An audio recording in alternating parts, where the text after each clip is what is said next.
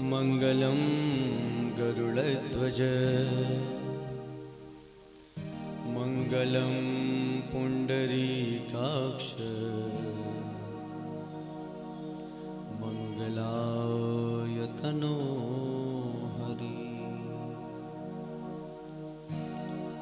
मंगलम भगवान शंभो मंगलम वृषभध्वज मंगलम पार्वतीनाथ मंगलायतनो हरः आकाशे तारकालिंगम पाताले हाटकेश्वरम् मृत्युलोके महाकालं सर्वलिंगं नमोस्तुते। देवी प्रपन्ना त्रिहरे प्रसीद प्रसीद माता जगतोऽखिलस्य प्रसीद विश्वेश्वरि पाहि विश्वं त्वमेश्वरी देवी चराचरस्य।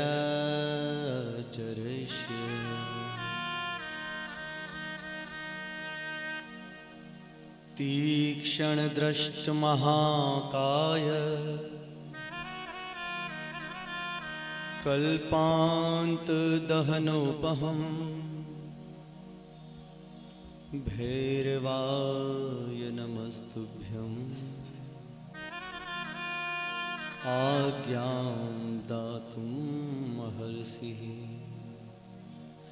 विश्वेशं माधवं डुण्डिं दण्डपाणिं च भैरवम् वन्दे काशी गुहां गंगा भवानी मणिकर्णिका वंशी विभूषितकरा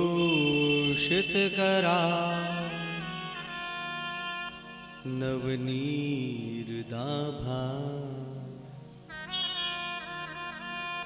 पीतांबरा तरुणबिम्बफलाधरोष्ठा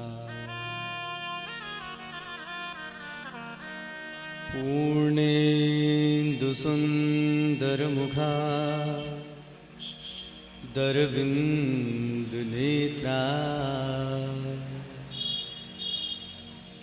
कृष्णात् परं किमपि तत्त्व अहं न जाने। कृष्णाय वासुदेवाय देवकी नंदनाय च नन्दगोपकुमाराय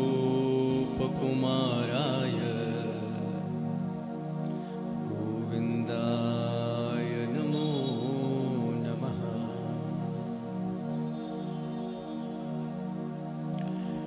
नारायणं नमस्कृत्य नरं चैव नरोत्तमं देवीं सरस्वतीं व्यासं ततो जयमुदीरये। व्यासाय विष्णुरूपाय व्यासरूपाय विष्णवे नमो वै ब्रह्मनिधये वसिष्ठाय नमो नमः।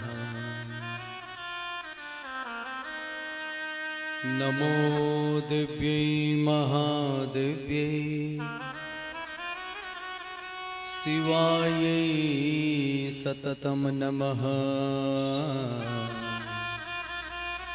नमः प्रकृत्यै भद्रायै नियता प्रणता स्मताम्। गुरु ब्रह्मा गुरु विष्णु गुरुदेवो महेश्वरः। गुरु साक्षात् परं ब्रह्म तस्मै श्री गुरुवे नमः। मातृवत् लालित्री च पितृवत् मार्गदर्शिका नमोस्तु गुरुसत्तायै श्रद्धा प्रज्ञायुता चया। इष्टदेव नमस्तुभ्यं सर्वशास्त्रविशारद नमस्तुभ्यं नमस्तुभ्यं सर्वकामार्थसिद्धये। ॐ श्री लक्ष्मी नारायणाभ्यां नमः। उमा महेश्वराभ्यां नमः। सची पुरंदराभ्यां नमः। वाणी हिरण्यगर्भाभ्यां नमः। इष्टदेवताभ्यो नमः। कुलदेवताभ्यो नमः। क्षेत्रदेवताभ्यो नमः। वास्तुस्पतये नमः। सिद्धिबुद्धिसहिताय श्रीमन्महागणाधिपतये नमः। सर्वेभ्यो देवताभ्यो नमः। सर्वेभ्यो तीर्थेभ्यो नमः। मातृपितृसद्गुरु चरणकमलेभ्यो नमः।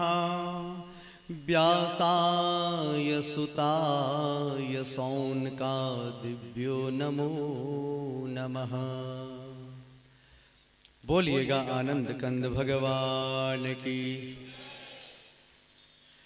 श्रीमद्भागवत महापुराण की व्यासदेव भगवान की जय हो। सच्चिदानंद भगवान की जय हो। सूत जी महाराज की जय हो। सौनक आदि ऋषियों की जय हो। सभी आवाहित देवताओं की जय अपने हो। अपने माता पिता की जय हो। अपने अपने सद्गुरु महाराज की जय हो। पाणिनी देवी मैया की जय हो। आनंद कंद भगवान की जय हो।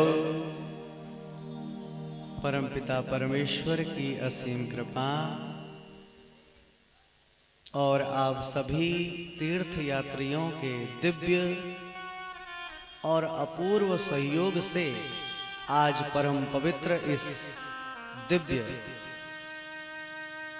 सत्युग के तीर्थ नैमिषारण्य नामक पुनीत स्थान में चक्रकुंड के समीप मां ललिता देवी शक्तिपीठ, जो मां ललिता देवी हैं, ये एक शक्तिपीठ है। 51 शक्तिपीठों में एक शक्तिपीठ है। हृदय शूल धारणी, ये वर्णन आता है दुर्गा सप्तशती में।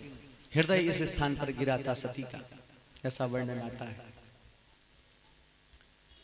मां ललिता देवी के समीप चक्रकुंड के निकट और व्यासपीठ के सन्निधौ और सूत गद्दी के समीप परम पवित्र इस दिव्य नैमिषारण्य नामक तीर्थ में हम सब लोग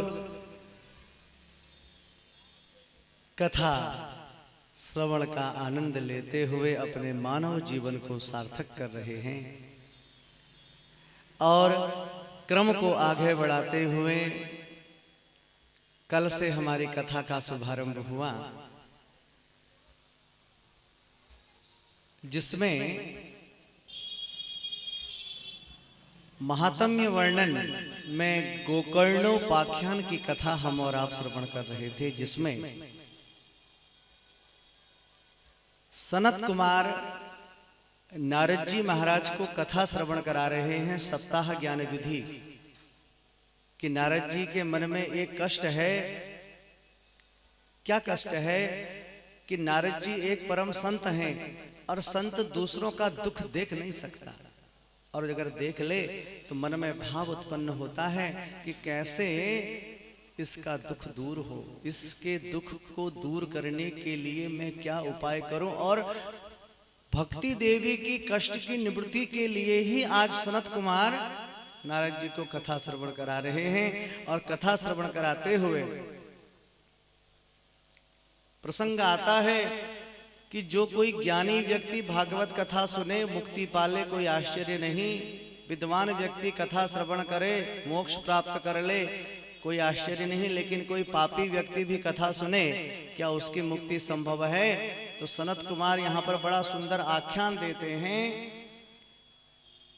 कि नारद, यदि जीवन में किसी ने कोई सत्कर्म किया ही न हो और हमेशा दुष्कर्म करते करते ही उसकी मनोवृत्ति पाप कर्म में लगी हो और उसकी मृत्यु हो जाए और वो एक पिशाच योनि को प्राप्त हो जाए, वो भी यदि किसी के माध्यम से इस परम पवित्र भागवत की कथा का श्रवण कर ले तो निश्चित ही उसके जीवन में परिवर्तन आ जाता है।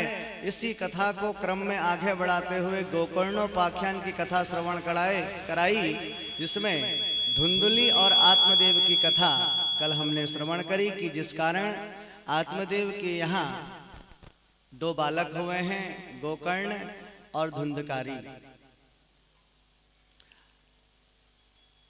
धुंधकारी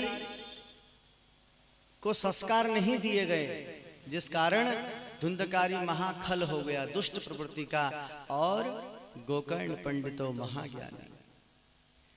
आत्मदेव परेशान है, दुखी हैं अपने पुत्र की इस प्रकार की हरकतों को देखते हुए, पापाचार को देखते हुए, दुराचार को देखते हुए। आत्मदेव कौन? आत्मदेव जिसने जीवन में आत्मत्व का दर्शन किया, परमात्मत्व का दर्शन किया, देव दर्शन किया है, वो आत्मदेव। और प्रत्येक मनुष्य की एक अभिलाषा होती है, वो यह सोचता है कि मेरे घर में यदि पुत्र है तो वह मुझसे भी आगे बढ़े। प्रत्येक जीव की अभिलाषा होती है, अपनी संतति के लिए वो प्रार्थना करता है। हम लोग मंदिर जाते हैं, पूजा करते हैं, अर्चन करते हैं, क्या कहते हैं भगवान से? भगवान मेरे घर में भल कर दिया, मेरे चल के सद्बुद्धि आ जो, मेरे चल के एक सुंदर बुआरी मिल जो, मेरे चले नौकरी लग जो महाराज। ऐसा ही तो कहते हैं जब मंदिर में जाते हैं। पितरम भवेत संतति ख्याता। पितृ जो भी कुछ करते हैं संतति के विकास के लिए ही करते हैं, संतति की सद्बुद्धि के लिए ही करते हैं, जो भी कार्य करते हैं।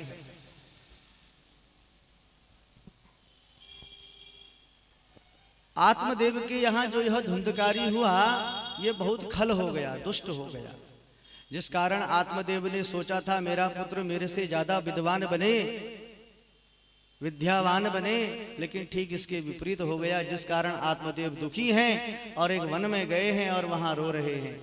गोकर्ण महाराज का आगमन हुआ और गोकर्ण महाराज ने बड़ी सुंदर शिक्षा दी है अपने पिता को, बहुत सुंदर शिक्षा, जिस कारण आत्मदेव का मन प्रमुदित हो गया और वन में गए हैं और भागवत जी का 10वें स्कंद का पाठ किया और गोविंद को प्राप्त कर लिया। बोलिए जय श्री कृष्ण। यहां तक की कथा कल हमने और आपने श्रवण की है। तो आइए आज के कथानक में हम और आप प्रवेश करें। उससे पूर्व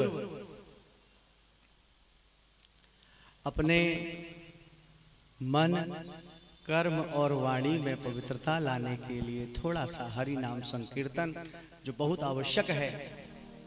नवधा भक्ति में दूसरी भक्ति ही कीर्तन कही जाती है। अभी आगे वर्णन आएगा नवधा भक्ति का, आगे वर्णन आएगा नवधा भक्ति का, जिसमें दूसरी भक्ति ही कीर्तन है। तो आइए सभी लोग भाव से थोड़ा सा तालियों के साथ में हरि नाम संकीर्तन करें, सुंदर भाव से।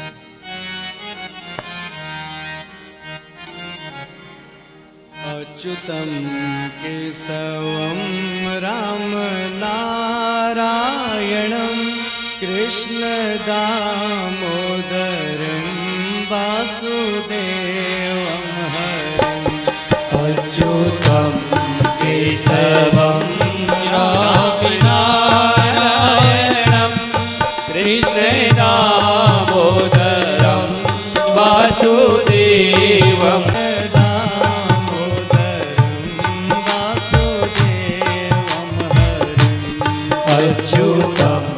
केशवम राम नारायणम कृष्ण दामोदरम वासुदेवम हरि। कृष्ण दामोदरम वासुदेवम हरिम। वासुदेवम हरि।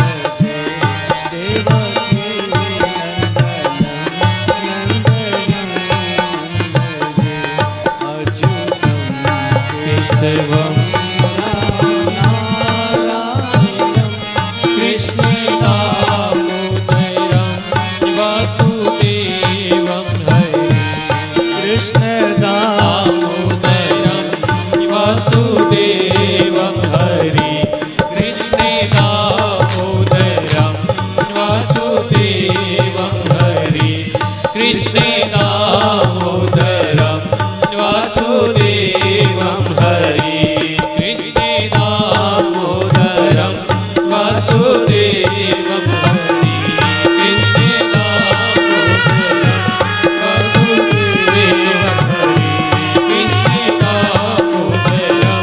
वासुदेवम कृष्ण दामोदरम वासुदेवम हरि कृष्ण दामोदरम वासुदेवम हरि कृष्ण दामोदरम वासुदेवम हरि कृष्ण दामोदरम वासुदेवम हरि।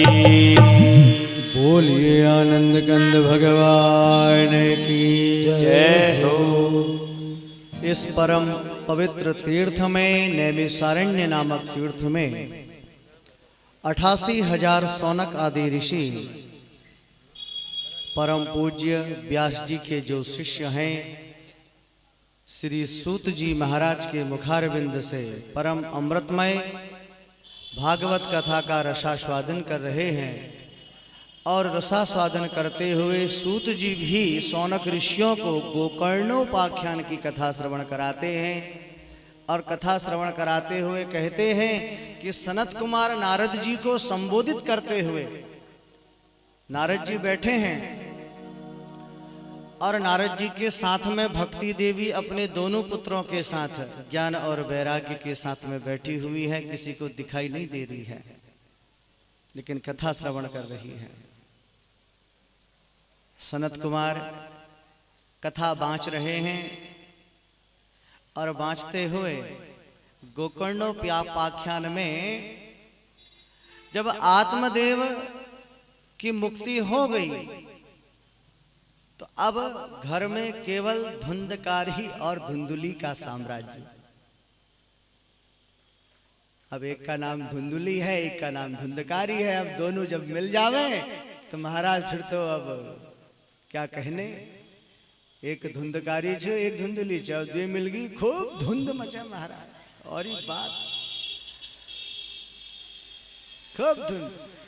पिताजी ने जितना धन कमाया था उस धन पूरा नाश में चला गया। एक बात बताऊं आपको, ध्यान दीजिए, बड़ी सुंदर बात है। द्रव्याणाम त्रयोगति दान भोग नाश। धन की 3 गति है। पहली गति दान है, दूसरी गति भोग है और तीसरी नाश है। धन हम सब कमाते हैं और उसका भोग भी करते हैं, ये तो यथार्थ बात है। और धन कमाने के बाद हम उसका उपभोग नहीं कर पाए, रखा रहा, अंत में उसका नाश भी हो जाता है। धन की जो पहली गति है, इस धन को पहली गति मिलना बड़ा मुश्किल है साहब, मेरा अपना व्यक्तिगत मानना है। मेरा अपना व्यक्तिगत, बोले क्या, ये जो धन है ये धन दान में उसी व्यक्ति का लगता है जो वास्तव में कोई बिरले हो महाराज, वरना दान में हर किसी का धन नहीं लगता। इतना बताओ, धन है वो किसी ना किसी मार्ग में जाएगा, लेकिन दान की प्रेरणा तभी होती है जब सतगुरु का आशीर्वाद और गोविंद की कृपा होती है, इष्ट का माता पिता का आशीर्वाद होता है, तो वो धन दान में खर्च होता है। अन्यथा दान में धन खर्च नहीं होता। दान में उसी का धन स्वीकार किया जाता है जो वास्तव में कोई बिरले हो। बोलो जय श्री कृष्ण। और इधर आत्मदेव ने खूब माया जोड़ी, संपत्ति जोड़ी, और इधर आत्मदेव तो चले गए। धुंधकारी ने सोची भैया गए बुढ़जू, अब बहुत अच्छा हो गया, ये मत कर वो मत कर, ऐसा वैसा, अब चले गए, अब तो मेरा ही राज है। खूब दोनों ने, धुंधली और धुंधकारी ने धुंध मचाई, जितना बचा खुचा था। अब तो कुछ है ही नहीं घर में। अब धुंधकारी को ऐसा कोई संस्कार था नहीं कि भैया वो परिश्रम करे, वो तो पहले से ही आदत पड़ी थी। इजा लिया आज 200 रुपए दे दे, ले बाबा लीजा। इजा आज 500 रुपए दे दे, ले बाबा लीजा। अब धुंधकारी कहने लगा, ला माँ मुझे 5000 रुपया दे। धुंधली कहने लगी, कहाँ से दूं, सब कुछ तो तूने लुटा दियो, अब कहाँ से दूं, अब तो कुछ है ही नहीं। सोना चांदी जेवरात जो कुछ था सब तू ले गया, अब कहां से लाऊं। अब धुंधकारी को तो व्यसन की लत पड़ गई। तो ये इसने क्या करा, अपनी मां को मारने लगा। पता तूने कहां धन छुपाया है। आज धुंधुली को पछतावा हो रहा है। महाराज ध्यान दीजिए, एक बात बताऊं, थोड़ा ध्यान देना। छोटी छोटी गलतियों से, जो छोटी छोटी गलतियां हैं, इसको सुधार ली जाए तो भविष्य में कभी बड़ी गलती नहीं होती। जो छोटी छोटी गलतियां हैं ना, इनको सुधारने का प्रयास हमें करना चाहिए, क्योंकि छोटी छोटी गलतियां जो होती हैं, यदि ये सुधर जाती हैं तो भविष्य में कभी बड़ी गलती नहीं होती। और हम छोटी छोटी गलतियों में पर्दा ही डालते रहे तो समझ लीजिए कि भविष्य में कभी कोई बड़ी गलती भी हो सकती है। बोलिए जय श्री कृष्ण। आज यही बात रही धुंधुली के साथ में, और आज पछतावा हो रहा है। इससे अच्छा तो मैं निसंतानी अच्छी थी। एक दिन क्या करी धुंधुली ने, जब बहुत ज्यादा परेशान हो गई। आज भी कभी इधर को जावें आप, मथुरा, वृंदावन, आगरा, कई जगह लोगों के घर के बाहर ही अपना एक पानी के लिए जलपात्र बनाते हैं, कुआं जिसको कहते हैं, कई जगह। अभी जब आप वृंदावन, मथुरा दर्शन करने के लिए गए होंगे तो वहाँ पर जो हमारे उत्तर भारत का सबसे बड़ा मंदिर है, रंगजी मंदिर, रंगनाथ जिसको कहते हैं, वहाँ देखा होगा 108 कमरे ब्राह्मणों के बने हैं, उसके आगे कुआं है, जलपात्र। तो ऐसे ही जो ये आत्मदेव जी का भवन है, इसमें भी एक कुआं है। रात में धुंधुली ने सोची कि मेरे पतिदेव तो बड़े विद्वान थे और सो उनको मोक्ष की प्राप्ति हुई, और मैं कहाँ इस भवन में पड़ी हूँ। ये पुत्र कलत्र, ये कोई मेरा नहीं है। एक ज्ञान का भाव आया धुंधुली में, और रात को उठी और घर के आगे जो कुआं है उस कुएं में कूद मार दी और धुंधुली भी गई। अब जब धुंधुली भी चले गई, अब महाराज धुंधकारी महाराज तो महाराज अकेले ही हो गए। अब तो बोले अब तो हम हैं, अब तो कोई है ही नहीं, अब तो हम ही हम हैं, दूसरा कोई नहीं है। अब ये धुंधकारी धीरे धीरे चोरी करने लगा। चोरी करते करते करते करते हुए इसने क्या किया, 5-5 वैश्याओं को अपने घर में रख लिया। वैश्याओं का काम क्या है, केवल धन लेना, बस। अब ये जब 5-5 वैश्याएं घर में रहने लगी, धुंधकारी से कहने लगी लाओ खूब सारा धन लाओ। अब धुंधकारी चोरी करने लगा। देखो एक बात मैं आपको बताऊं, प्रेम में आकर्षण नहीं होता, प्रेम हृदय से किया जाता है, हृदय से, वो प्रेम है। प्रेम में स्वार्थ नहीं होता, प्रेम तो हृदय भाव है। ये भागवत की कथा क्या है, ये हमको सिखाती है राधा कृष्ण का प्रेम क्या है, भी आगे प्रसंग आएगा। लेकिन धुंधकारी तो आकर्षण के वशीभूत है, और 5-5 वैश्याओं को घर में रखा और कहने लगी वैश्याएं लाओ खूब सारा धन। अब ये क्या करे, ये चोरी करने लगा, और चोरी करते करते ये एक दिन राजा के यहाँ चला गया, और राजा के यहाँ से खूब सारा चोरी करके जेवरात, सोना, चांदी लेके, ये जो धुंधकारी है राजा के यहाँ से चोरी करके लाया और इसने सारा सामान हमको दे दिया। अब कहीं राजा के सैनिक ढूंढते हुए आए और ये धुंधकारी को तो पकड़ के ले ही जाएंगे, साथ में हम भी फंसेंगे, इससे बढ़िया अपना किनारे हट लो, ये सोचा। और यह सोचते हुए एक ऐसी योजना इन्होंने तैयार की कि रात्रि के समय में दो वेश्याओं ने धुंधकारी के पैर पकड़े, दो वेश्याओं ने हाथ पकड़े और कोयले के जलते हुए अंगार इसके मुख में डाल दिए। जलते हुए अंगार, और गले में एक रस्सी बांधी और धुंधकारी को मार दिया। और धुंधकारी जब मर गया तो वहीं उसी के घर में उसको दफना दिया और अपना ये भाग गए धन लेकर। जिस कारण सनत कुमार कहते हैं कि ये धुंधकारी एक महान पिशाच योनि को प्राप्त हुआ।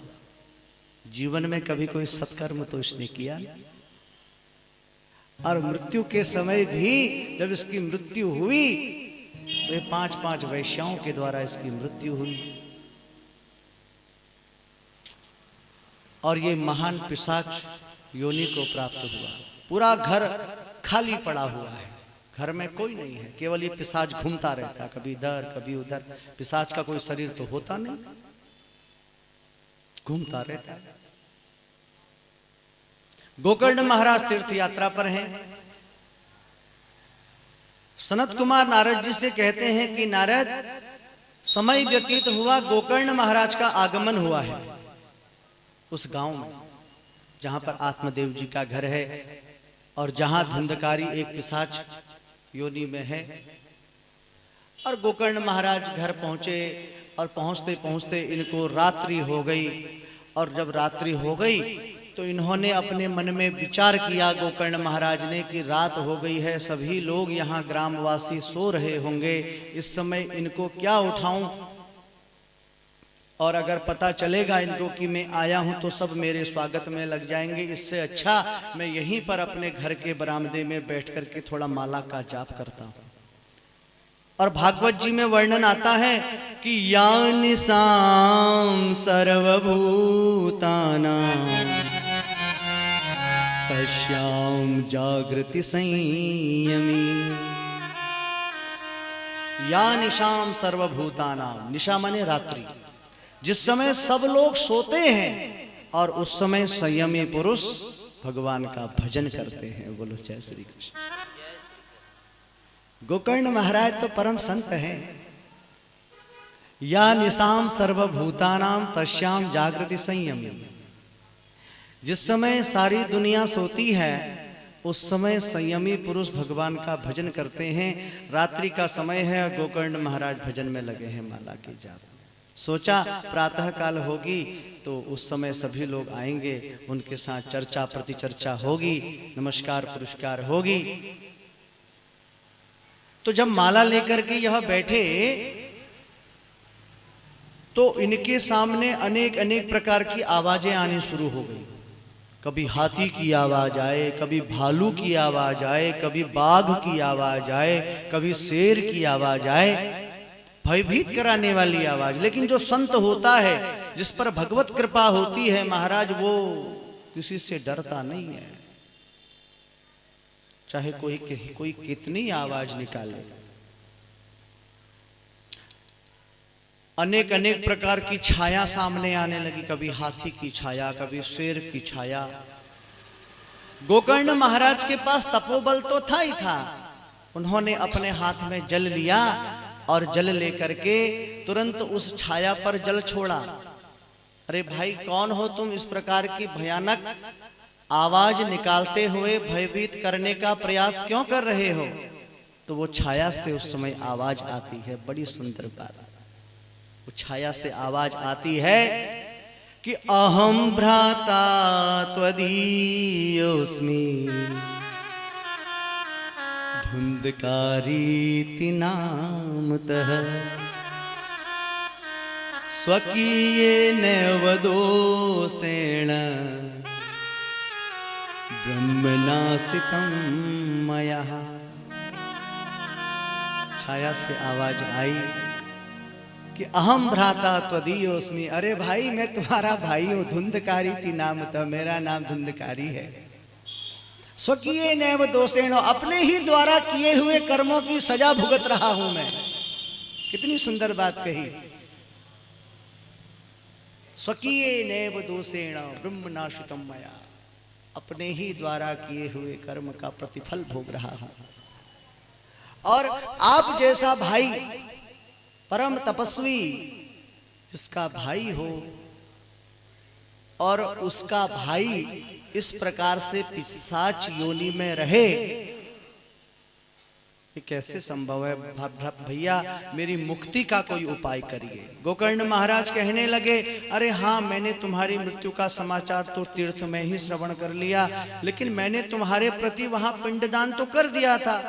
धुंधकारी कहने लगा, भैया मेरे द्वारा कर्म इतने निकृष्ट हैं कि आप मेरा कहीं भी श्राद्ध करिए, पिंडदान करिए, लेकिन मेरी मुक्ति संभव नहीं है। मेरी मुक्ति का कोई और उपाय करिए।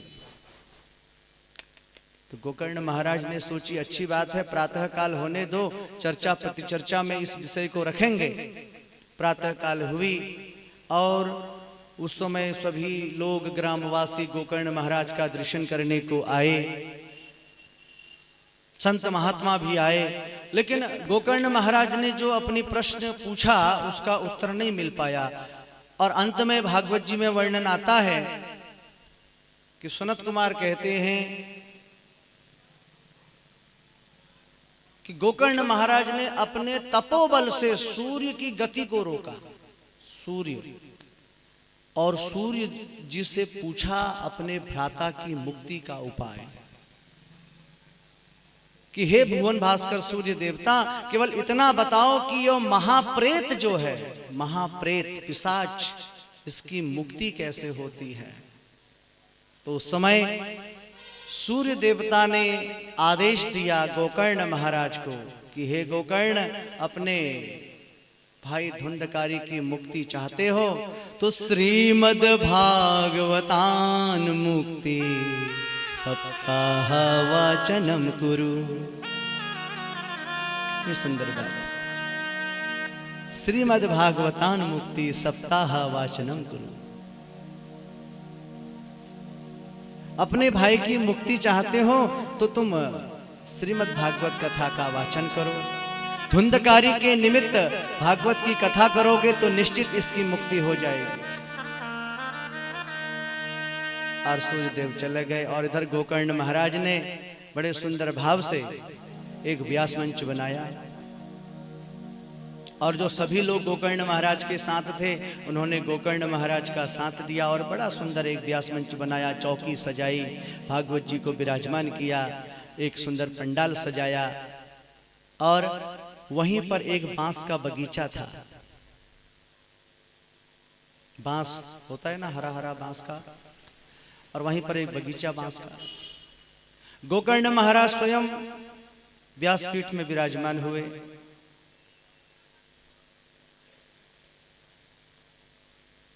और अपने आगे एक आसन बिछा दिया अपने भ्राता के लिए। अब वो पिशाच है, प्रेत है, प्रेत का कोई शरीर तो होता नहीं, अब वो कैसे बैठे? अगर वो आ भी जाए, बैठ भी जाए तो हवा का एक झोंका आएगा, वो तो उड़ के चले जाएगा कहीं। तो सनत कुमार कहते हैं जो बांस का एक बगीचा है, उस बांस के बगीचे में एक सप्त ग्रंथि युक्त बांस का पेड़ लगा हुआ है। सप्त ग्रंथि बोले तो 7 गांठ वाला पेड़। बांस के पेड़ में होती है ना ग्रंथि। तो सनत कुमार कहते हैं कि जब गोकर्ण महाराज ने कथा बांचना शुरू किया पहले दिन की, तो धुंधकारी का प्रेत आया और उस बांस की पहली ग्रंथि में बैठ गया। बांस की पहली ग्रंथि वहां पर बैठ गया और कथा चल रही है। और कथा संपन्न होते होते पहले दिन की कथा का जैसे ही विश्राम हुआ तो महाराज वो पहली ग्रंथि टूट गई। दूसरे दिन की कथा हुई तो वो धुंधकारी का प्रेत दूसरी ग्रंथि में बैठ गया। और जैसे ही दूसरे दिन की कथा ने विराम लिया तो वो दूसरी ग्रंथि टूट गई। ध्यान देना, बड़ी सुंदर बात।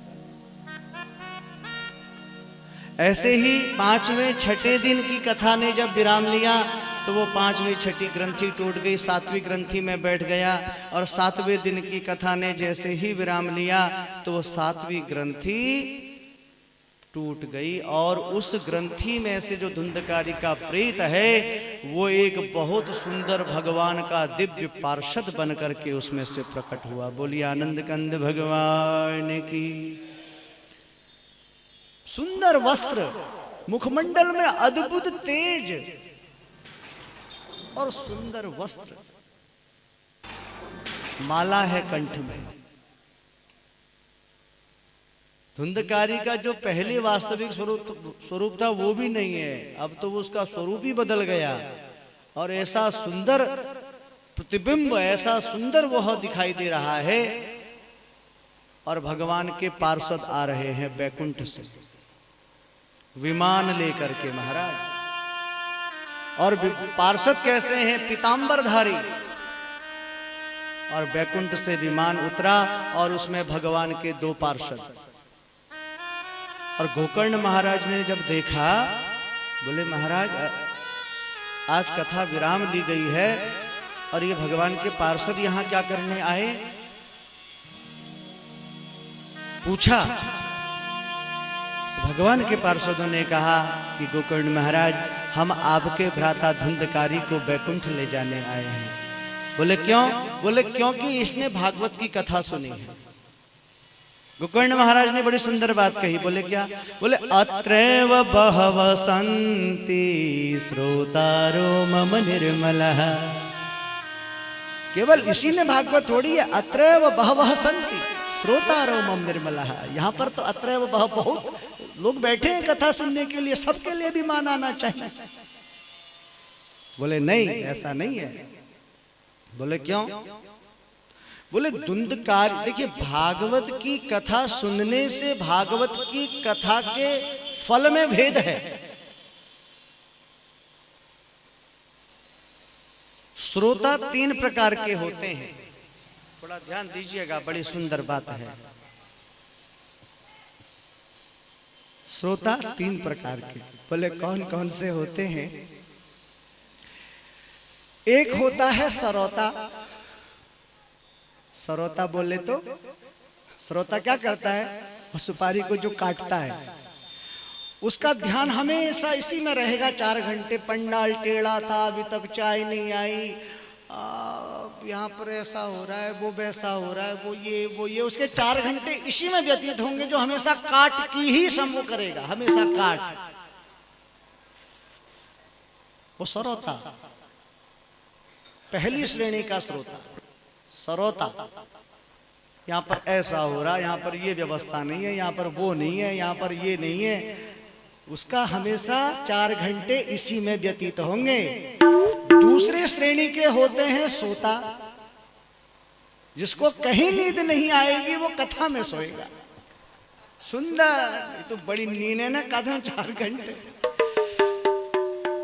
घूंघट की बड़ी सुंदर प्रथा है, महिलाएं खास तौर से कई जगह देखने को मिलता है कि सर में, वैसे एक बात बताऊं, ये जो घूंघट की प्रथा है ना, हमारे यहाँ नहीं है। हमारे यहाँ तो केवल सर में पल्लू रख लो यही सम्मान है, लेकिन नहीं जी, यहाँ तलक गले तक चाहिए। और इसमें बहुत बड़े बड़े काम होते हैं। कथा सुन रहे हैं, व्यास जी कथा कर रहे हैं, कथावाचक, और एक सुंदर सा पिलर का आड़ लिया और घूंघट को नीचे करा और 4 घंटे सुंदर नींद निकाली। ना व्यास जी को पता चले, ना अड़ोसी को पता चले, ना पड़ोसी को पता चले। बोले क्या हो रहा हो? बोले कि कथा सुन रहे हैं।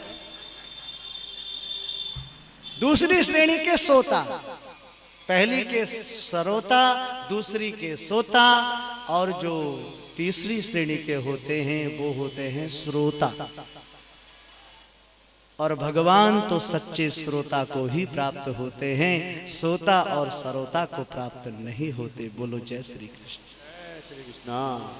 और आज यह जो धुंधकारी का प्रेत है, एक महान देव रूप में परिवर्तित हो गया, और देव रूप में परिवर्तित होते हुए इसने अपने भाई गोकर्ण महाराज को प्रणाम किया, और प्रणाम करते हुए गोकर्ण महाराज से कहने लगा कि धन्या भागवती वार्ता प्रेत पीड़ा विनाशनी सप्ताहोपि तथा धन्य कृष्ण लोक फलप्रद। कि हे भ्राता, धन्य धन्या भागवती वार्ता प्रेत पीड़ा विनाशनी। धन्य है यह भागवत की कथा, धन्य है जो प्रेत पीड़ा को दूर कर देती है, प्रेत से जीव को मुक्त कर देती है और देव रूप में परिवर्तित कर देती है। और मैं बहुत कृतार्थ हूं आपका कि देखो कृष्ण लोक फलप्रद, आज मुझे वैकुंठ का दर्शन होगा। और इतना ही नहीं कि कंपन्ते सर्व पापानि सप्ताह श्रवणे स्थिते अस्माकं प्रलयं सद्य कथा चेयं करिष्यति। कंपन्ते सर्व पापानि, जहां पर भागवत की कथा होती है, जहां पर भागवत श्रवण होता है, वहां पर सारे पाप कंपयमान हो जाते हैं और भाग जाते हैं, भाग जाते हैं। और इतना ही नहीं कि आख्यानम में तत्परम पवित्रम श्रुतम सुकृद्धे विदेह भोगम श्राद्धे प्रयुक्तम पितृतृप्तिम अवावहे नित्यं सुपाठाद पुनर्भवं च। यह गोकर्ण कथा, गोकर्ण आख्यान अत्यंत पवित्र है। आख्यानम में तद परम पवित्रम, अत्यंत पवित्र है। एक बार श्रवण करने से ही जीव के सभी प्रकार के पाप पुंज को भस्म कर देती है। और श्राद्धे प्रयुक्तम पितृ तृप्तिम आवहे, श्राद्ध काल में, श्राद्ध दो प्रकार के होते हैं, एक एकोदिष्ट और एक पार्वण तिथि और पर्व के श्राद्ध। जो इन श्राद्ध कालों में इस आख्यान का पाठ करते हैं, श्राद्धे प्रयुक्तम पितरम तृप्तिम अवाहे नित्यम सुपाठदात पुनर्भवम च। श्राद्ध काल में जो उस गोकर्ण आख्यान का पाठ करते हैं, उससे पितृ तृप्त होते हैं और उनको वैकुंठ में आसन प्राप्त होता है। बोलिए जय श्री कृष्ण। यहां पर नारद जी ने प्रश्न किया पुनः सनत कुमारों से, बोले महाराज एक बात बताओ, भागवत कथा श्रवण के नियम क्या है? भागवत कथा श्रवण के नियम क्या है, यह आप बताओ। सनत कुमार भागवत के नियम बताते हैं और नियम बताते हुए बड़ी सुंदर बात कि जब भागवत की कथा हो, यद्यपि भागवत जी की कथा भगवान का नाम कभी भी लिया जा सकता है। यस्मिन कस्मिन दिने श्रद्धा भक्ति समन्वितः, जब कभी भी हृदय में श्रद्धा भाव का प्राकट्य हो तो उसी दिन से यह आरंभ करना चाहिए, क्योंकि जब भाव प्रकट हो जाता है तो उसी दिन तदेव लग्नम सुदिनम तदेव तारा बलम चंद्र बलम तदेव, और वही दिन सुयोग्य हो जाता है साहब। लेकिन फिर भी किसी विद्वान से, ज्योतिषी से एक तारीख इत्यादि सुनिश्चितीकरण करना चाहिए। और जब भागवत की कथा हो, उसमें जो अपने रिलेशन वाले हैं, दूर दराज के लोग हैं, उनको निमंत्रित करना चाहिए। त्याग करते हुए, आपस में एकता रखते हुए, वसुधैव कुटुंबकम की भावना रखते हुए उनको आमंत्रित करना चाहिए। ध्यान दीजिए, कई लोग कहते हैं कि तुम उगे नहीं बुलाए, होई किला बोलू न उगे, वो दगड़ में लड़े हरे। हरी लड़ाई वगैरह नहीं, इसमें तो सभी प्रकार का जो ईर्ष्या, वैर, द्वेष, कलह, क्लेश है, इसको त्यागना है और निमंत्रित करना है। कि हमारे घर में यह आयोजन है और आपका पदार्पण बहुत आवश्यक है, क्योंकि तुलसी यहाँ संसार में सबसे मिलिए धाएं और ना जाने किस रूप में नारायण मिल जाए, कोई जानता थोड़ी है। इसलिए सनत कुमार कहते हैं नारद जी से कि निमंत्रित करना चाहिए। और जब भागवत जी की कथा हो कि तीर्थे वापि वने वापि गृहे वा श्रवणं मतम् विशाला वसुधा यत्र कर्तव्यं तत् कथास्थलम्। तीर्थे वापि वने वापि, या किसी तीर्थ में हो। और आज सौभाग्य है, देखो भागवत जी में लिखित बात आज सत्य हो रही है, तीर्थ में कथा हो रही है। तीर्थे वापि वने वापि गृहे वा श्रवणम मतम, या तीर्थ में या किसी वन में, पवित्र वन में, और या घर में। विशाला वसुधा यत्र, फिर लिखा कि जहां पर विशाल वसुधा, जहां पर अच्छा पंडाल बन सके, समुचित व्यवस्था जहां पर बन सके बैठने की, जहां पर अच्छे से बैठा जाए,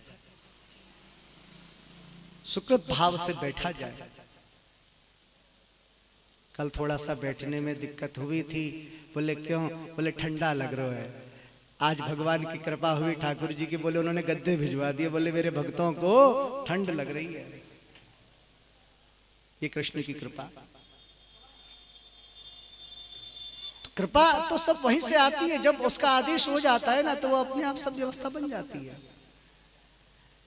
तो विशाला वसुधा यत्र कर्तव्यम तत् कथास्थलम, कि जहां पर सुंदर पंडाल बन सके, कथा पूजन का मंडप बन सके, और जब पूजन हो तो वहां पर भागवत जी का मूल पाठ हो। हमारे आचार्य गण लोग लगे हुए हैं मूल पाठ में, भागवत के पारायण में। और सुंदर वेदी बने जिसमें सर्वतोभद्र मंडल में प्रधान वेदी, चतुष्षष्टि योगिनी, अष्टदल, नवग्रह स्थापन, कलश स्थापन, इनका वेदोक्त पूजन होना चाहिए नित्य। प्रथम दिवस आरब्धः सप्तम दिवस पर्यंतम, पहले दिन से 7वें दिन 8वें दिन तक विधिवत रूप से वेदोक्त पूजन हो। और वर्णम पंच विप्राणाम कथा भंगं निवृत्तये कर्तव्य अस्ते हरिजापो द्वादश अक्षर विधायया। वक्ता के अलावा पंच विप्र और बताए गए हैं इसमें, लेकिन पंच विप्र के अलावा जितने विप्र हों उनका वर्ण और करना चाहिए, क्योंकि विप्र इस भूमंडल का प्रत्यक्ष देव है साहब। विप्र एक ब्राह्मण इस भूमंडल का प्रत्यक्ष देव है। भूमि देवा गृजनमासी त्वं विप्रः पुरुषोत्तमम् प्रत्यक्षो यज्ञ पुरुषो अर्घो यं प्रतिगृह्यता। प्रत्यक्ष देव है वो। और ब्राह्मण जो कहता है उसको देव स्वीकार भी करते हैं। ब्राह्मणो यत्र भाष्यन्ते मान्यते तत्र देवता। क्यों मानते हैं ब्राह्मण की बात देवता? मंत्रे तीर्थे द्विजम देवम, क्योंकि मंत्रों का जो तीर्थ है वो द्विज है। द्विज बोले तो ब्राह्मण, और मंत्रों के अधीन देवता रहते हैं, और ये मंत्र ब्राह्मण के अधीन रहते हैं। समझ रहे हैं? और यादृशी भावना यास्तु सिद्धिर्भवतु तादृशी, और जिसकी जैसी भावना होती है वो वैसी सिद्ध भी हो जाती है। भावना अच्छी होनी चाहिए, कहने का मतलब यह है सम्मान की भावना होनी चाहिए। जिसकी जैसी भावना होती है वो वैसी सिद्ध भी रहती है। इसलिए भागवत कथा में जो भी विप्र आवे उसका सम्मान करना चाहिए। 5 विप्रों का वर्ण करना चाहिए। बोले क्यों? बोले कोई द्वादश अक्षर करे, कोई मूल पाठ करे, कोई सप्तशती करे, कोई जप करे, कोई रुद्र पाठ करे, कोई विष्णु सहस्त्र नाम करे। हमारे यहाँ पर भी आचार्य गण लोग सुबह रुद्री का पाठ होता है, विष्णु सहस्त्र नाम आज से प्रारंभ हो गया। तो उस प्रकार से वर्ण उनका होता है जिससे कथा भंगं निवृत्तये, कथा की पूर्णता रहे, कथा भंग ना हो। और उसके बाद बताया कि मलमूत्र जपार्था ही लघुआ आहार सुखावह हविष्यानेन कर्तव्यो होकवारम कथार्थिनः। मतलब बार बार अपने आसन से उठना पड़े लघु शंका दीर्घ शंका के लिए। लघुआ आहार सुखावह, लघु आहार जो जैसे फलाहार है। उसके बाद हविष्यानेन, हविष्यानेन बोलते फलाहार। सुंदर हमारे पाक शास्त्रियों के द्वारा फलाहार की बड़ी सुंदर व्यवस्था है। आप भोजन करते रहोगे। यद्यपि मेरा अपना व्यक्तिगत मानना है कि व्रत का कोई भोजन से मतलब नहीं है, मेरा अपना व्यक्तिगत मानना। इसमें अगर आपकी अलग कोई राय हो वो अलग बात है। मेरा अपना व्यक्तिगत मानना है कि भगवान ये नहीं कहते कि आप भोजन मत करो। भोजन का मतलब व्रत से लेना देना नहीं है। व्रत का अर्थ क्या है? व्हाट इज डेफिनेशन ऑफ व्रत? क्या है व्रत? व्रत का मतलब होता है संयम, व्रत का मतलब होता है नियम। आज दिन भर के निखे पड़ोस में जाबे लड़े कर दे, कह की निंदा कर दे, कह के गाय दी दे, वो बर्तल के होल। व्रत का मतलब संयम है। आज आप व्रत करिए, यह भाव लाइए कि आज मेरे मन से, कर्म से, वाणी से किसी का अहित न हो, ये व्रत है। आप व्रत लीजिए। व्रत का मतलब संकल्प है। आज संकल्प आप लीजिए कि मैं आज पूरा दिन सेवा करूंगा, झाड़ू लगाऊंगा मंदिर में, देवालय में। एक संकल्प करिए कि आज मैं किसी अनावश्यक वार्ता करूंगा ही नहीं, मौन व्रत करूंगा या मौन व्रत करूंगी और निरंतर अजपा करूंगी, अजपा करूंगा जब मन के अंदर। ये संकल्प, ये व्रत है। व्रत में भोजन का एक अनुदेश मिलता है। बोले क्या? बोले हमारे यहाँ पर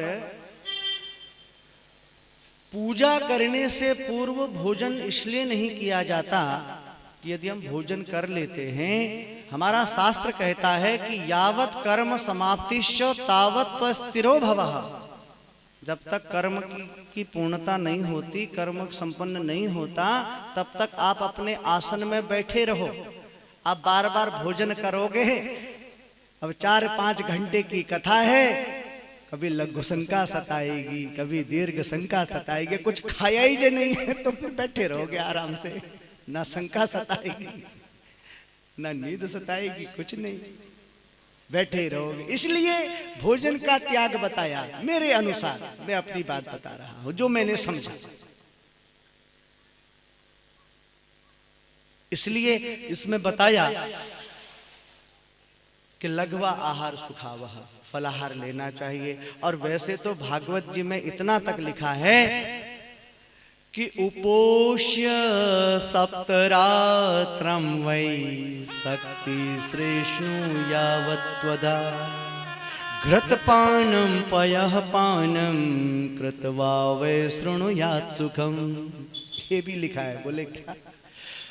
उपोष्य सप्तरात्रं वै, बड़ी सुंदर बात लिखी है। 7 दिन और 7 रात्रि तक जो कथार्थी है, वक्ता और श्रोता को केवल घृतपानम पयपानम, केवल घी और दूध ही पी के रहना है जी, और कुछ नहीं खाना है। अब एक ब्याल कटोर घी खा दिला ले भोवटी कातमे को बोलिए जय श्री कृष्ण। भागवत जी में लिखा हुआ है कि 7 दिन, जो 7 दिन रात्रि का यह यज्ञ है, सप्ताह यज्ञ, इसमें घृतपानम पयःपानम कृत्वा वै शृणुयात् सुखम, कि वक्ता और श्रोता को केवल घी पीना है या दूध पीना है और कुछ नहीं खाना है। पहले के समय में होता था साहब, कई लोग रहे, विद्वान विद्यावान आचार्य लोग रहे, एक एक कटोरा घी खाते थे। एक कटोरा कहाँ, बहुत ज्यादा खाते थे। अब हमने देखा नहीं है, हमने सुना है। हमने तो केवल इतना जरूर देखा है, 4-5 चम्मच घी तो देखा ही है खाते हैं, लेकिन 5 चम्मच से जो छठा चम्मच भी घी लेता है तो उसको दूसरे दिन हमने कथा पंडाल में भी नहीं देखा है। उसको पहले के जो लोग थे महाराज, वो बड़े कर्मठ होते थे, जुझारू होते थे। घी को आपने ग्रहण किया, लेकिन उसको पचाने की ताकत भी होनी चाहिए। आज का खान पान ऐसा हो गया केमिकल युक्त, 1 चम्मच घी में भी थोड़ा सा अगर जीव 1 हफ्ता खा ले तो बोले क्या, डॉक्टर के पास बोले कोलेस्ट्रॉल बढ़ गया, कोलेस्ट्रॉल। लेकिन फिर भी जो संभव है उसको करना चाहिए, भागवत जी के जो नियम बताए गए। और नारद जी सनत कुमार कहते हैं कि श्लोकार्धे श्लोक पादम या नित्यं भागवतोद्भवम् पठते शृणुयाद यस्तु गोसहस्र फलम लभे। श्लोकार्धे श्लोक पादम या नित्यं भगवतोद्भवम्। जो मनुष्य प्रतिदिन भागवत के आधे श्लोक या चौथाई श्लोक का पाठ अथवा श्रवण करता है, श्लोकार्धे, श्लोक पाद या नित्यम भागवतोद्भवम्। जो मनुष्य प्रतिदिन भागवत के आधे श्लोक या चौथाई श्लोक का पाठ अथवा श्रवण करता है, उसे गो सहस्त्र फलम लभेत, 1000 गौदान का फल प्राप्त हो जाता है। ये भागवत जी के वचन है। और ये अर्चयन्ति सदा गेहे शास्त्रं भागवतं नरः प्रीणितास्तैश्च विबुधा यावदा भूत संपल्वम्। जो लोग अपने घर में सदा भागवत शास्त्र का पूजन करते हैं, वे 1 कल्प तक के लिए देवताओं को पूर्ण कर देते हैं। 1 कल्प, 1 कल्प क्या होता है? 1 बार सतयुग, 1 बार त्रेता, 1 बार द्वापर, 1 बार कलयुग। जब ये 71 बार व्यतीत हो जाता है तो उसको 1 कल्प कहते हैं। 1 चतुर्युगी, 1 चतुर्युगी जब 71 बार व्यतीत हो जाती है 1 कल्प, और 1 कल्प जब व्यतीत हो जाता है तो समझ लीजिए उसमें फिर सभी कुछ बदलता है।